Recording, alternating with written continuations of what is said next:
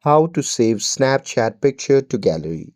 Hey everyone, welcome back to the channel. In today's video, I'll show you how to save Snapchat picture directly to your phone's gallery. So now without further ado, let's get started. So first thing first, open the Snapchat app on your phone and make sure that you're logged in to your account. And now here, once you are inside the app, now you can either take a new snaps or go to the memories to choose the picture that you want to save. So for now, for this video, I'll be going to the memories section. Now here, simply choose the photo that you want to save.